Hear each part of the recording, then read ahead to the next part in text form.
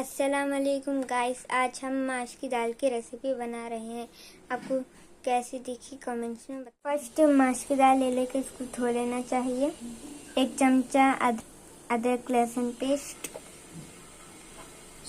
आधा चम्मच नमक, हल्दी, मिर्ची हाफ चम्मच, धनिया पाउडर हाफ चम्मच, 1 मिर्ची, करिया पक, 3 चम्मच ऑयल डाल लेना चाहिए।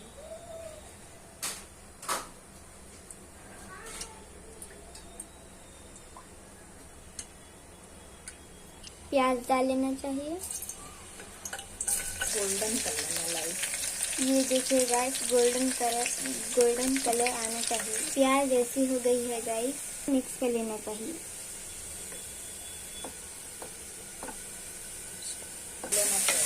ऐसा भून लेना चाहिए। अब गाइस इसमें वाटर मिलाना चाहिए, हाफ ग्लास। इसको 4 सीटी रख लेना चाहिए गाइस इसे ओपन कर लेना चाहिए। रेडी है।